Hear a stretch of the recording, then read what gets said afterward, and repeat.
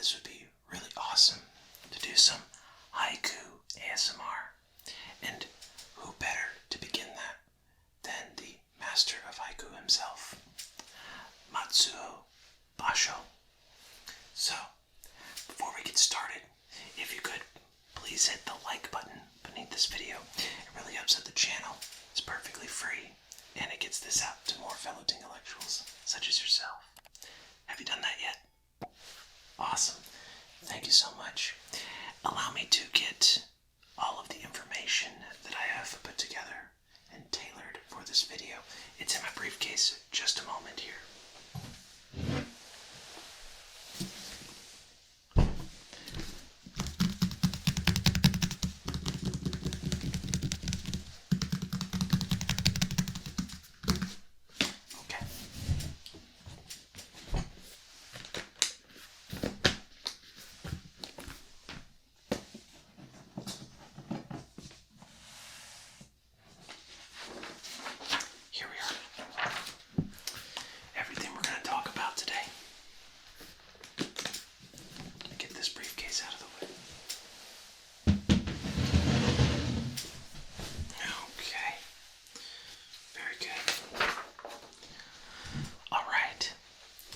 So, let's start with something basic, just in case anybody is unfamiliar.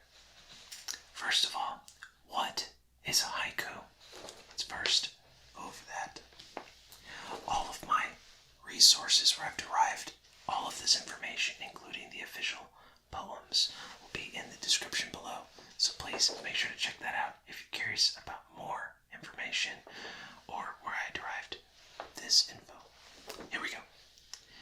The haiku is a Japanese unrhymed poetic form consisting of 17 syllables arranged in lines of 5 syllables, 7 syllables in the next line, and then 5 syllables for the third line, respectively. The haiku developed from the hoku, the opening 3 lines of a longer poem known as a danka.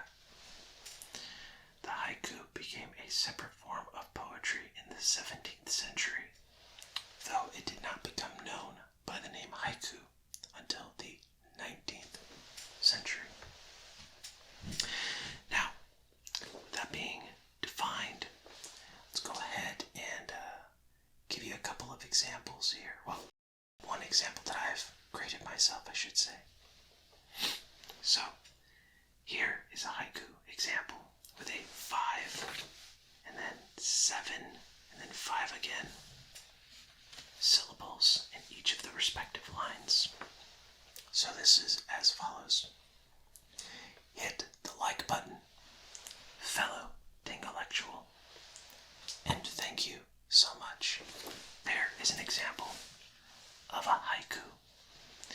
Now, depending on the language, you'll find the syllables to be matching whichever language it's originally presented in.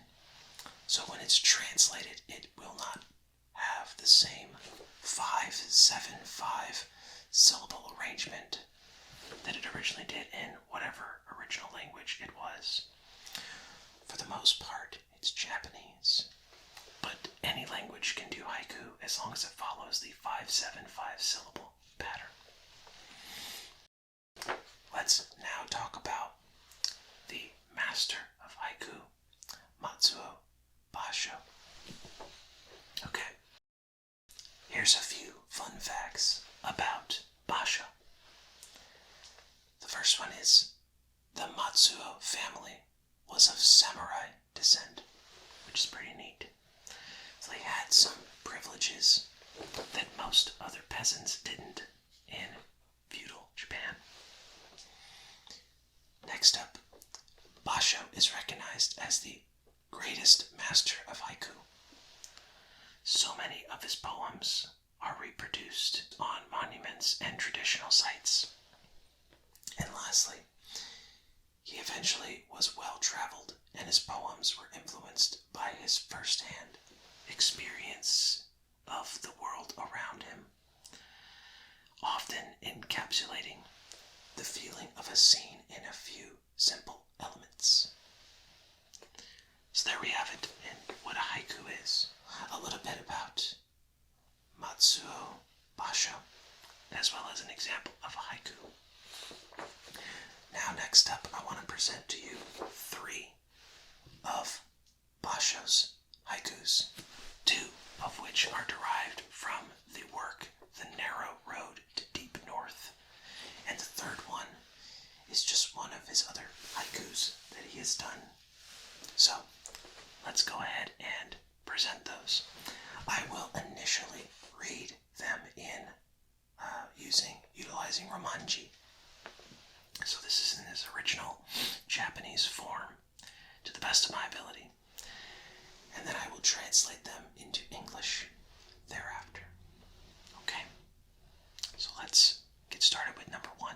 The first one derived from The Narrow Road to the Deep North, as well as the second one. There we go. Here's the first line. Kusa no to mo sumika waru yoso. And the last line. Hina no ai. That translates to, and this will not follow the syllable pattern as we've discussed earlier. The first line is, a owner of the old thatched hut is also changed to another. It's the Dolls' Festival. This was a little fun fact here about this poem. Basho gave his house to another before going on a journey.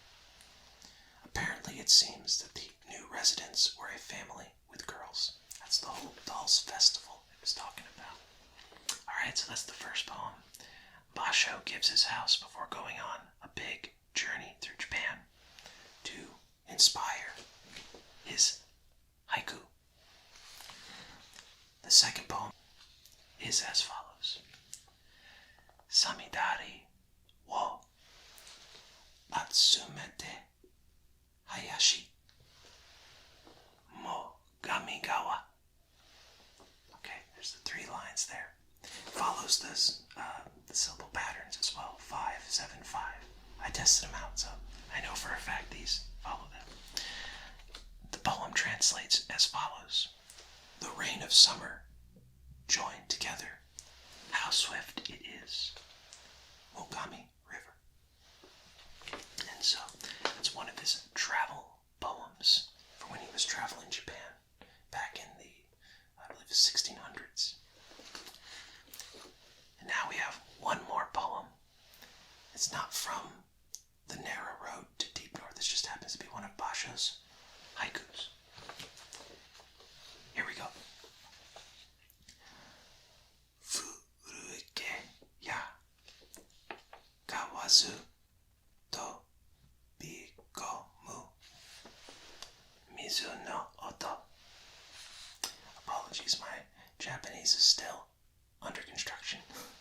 It's a little slow in some parts. But that translates to the old pond. A frog leaps in. Sound of the water. So there we go. 3 poems from Basho, the master of haiku, and as well as one of my own creations that just happens to work with YouTube. I hope you learned a thing or 2 about haiku, and perhaps you would like to put a haiku in the comments below. That would be awesome. So, I leave that to you.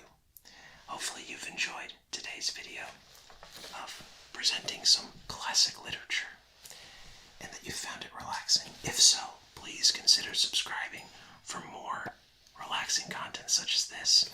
Leave in the comments below any other literary work or poetry, perhaps a song that you would like me to present here in an ASMR fashion. I would love to hear from any and all of you.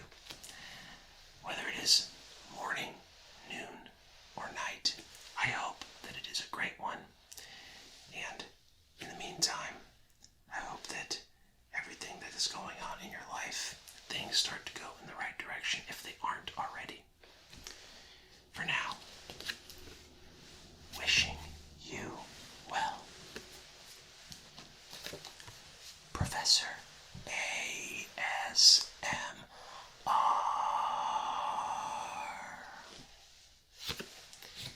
This has been Professor Dustin, and I will see you again in the future.